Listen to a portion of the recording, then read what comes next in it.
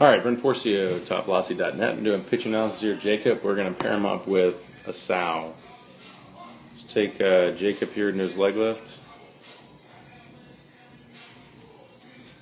Alright. Trying to hold him there. Take sow here into his leg lift.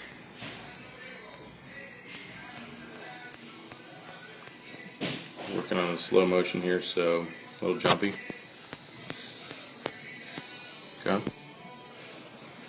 All right, something I like to see out of the gun, it's very common low velocity pitchers, they tend to put their force vectors not only not vertical, but back towards even second base, as we can see here. So we can see here with Jacob, his force vector pushing, kind of pointing back towards second base, as opposed to Sal. We can see his actually tipping or moving down in that linear direction. All right. So it just means Jacob here is going to have a harder time getting this knee to come down or move down with his front hip. Ultimately, if we look at it like sprinters, that first step being so important to building speed early in the sprint, which is going to help the athlete increase speed or be ahead of time through the rest of the run. So we kind of take the same approach with pitching. If the name of the game when it comes to velocity is who can get down the mound the fastest, then whoever's starting the earliest to hit those positions that allow us to move quickly and explosively tends to be the one who has the advantage. Now, doesn't mean you can't make up for it, just like a sprinter. So sprinters can have that late speed, that breakaway speed, and make up for the poor start. But I just like to point that out up front. So let's take Jacob here into his load. So you can see as his lift leg is descending, that force vector is still staying vertical. Now it's starting, so now when his lift leg kind of breaks his knee here, we see his force vector start to move forward. So, but the initial move coming out of the leg lift is a pretty hard squat. So you see him squatting pretty hard, peaking his flexion in his drive leg before his force vector is in a linear position. Our goal is to move forward and down at the same rate. So if your hips start somewhere around here, we want when they get out here with a linear force vector, that's the point when we want peak flexion to occur. So that's that moving forward and down at the same rate. So you don't want to do, like the old drop and drive or even the fall, because falling we don't tend to load the drive leg or flex the drive leg. But dropping and driving, we drop and keeps our force vector vertical, and then by the time we get in a linear position, we've been extending and we're moving into extension. So it's just not an explosive approach as if we're starting in our hip position here. We want to hit this hip position out here, so we move forward and down at the same rate. Okay, so let's take Jacob to his lift leg knee breaks his front hip. I like to basically record say the best point to be in a good load position through the drive leg is when the lift leg knee breaks the front hip, because when the lift leg knee breaks the front hip, we tend to open up and put down. We can see here at this point that Jacob was able to get the force vector linear, close to that front hip, not too bad, but we don't see a lot of flexion in it. And ultimately, in moving into this position, he started to move into extension, as we can see there. So Jacob's definitely doing that drop and drive. So he drops here, and then he starts to drive out.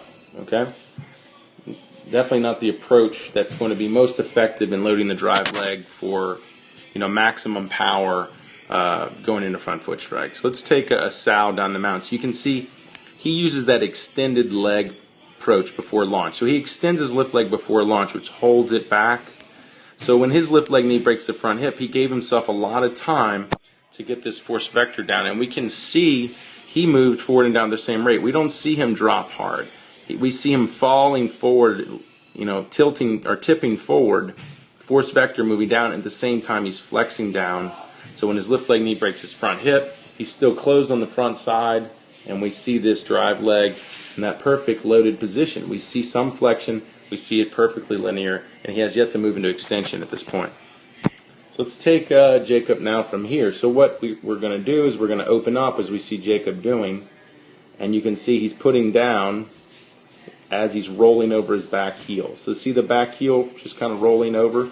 We don't see the toes really pushing, maybe a little bit at the end to get some extension, but it's not a drive. It's not the explosive drive we want going into front foot. So we can see he hits front foot and he's still in the rubber. If we watch his sow, he opens front side, he powers back side through triple extension.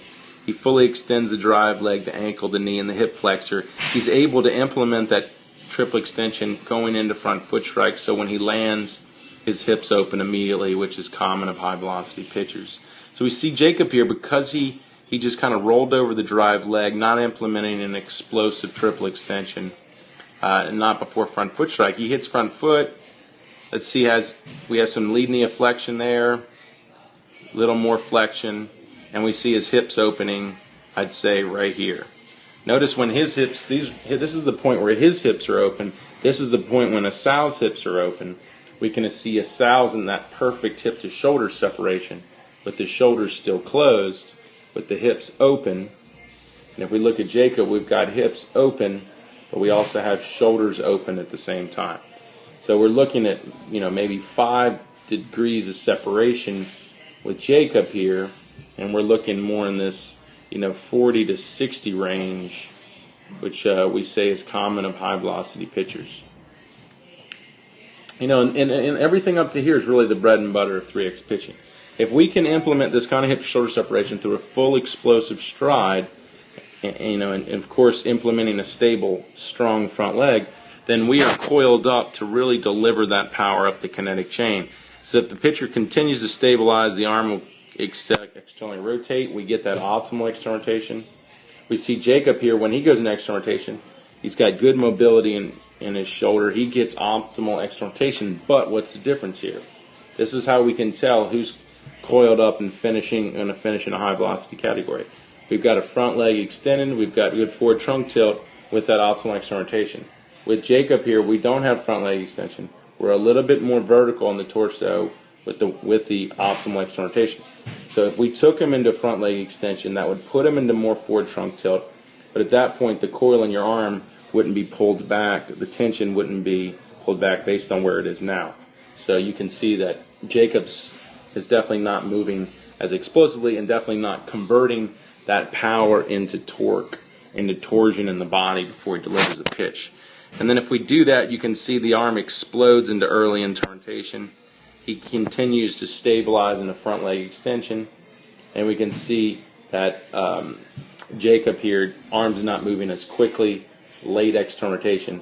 When the arm rolls over in internal rotation, I want to see it somewhere close to that back line.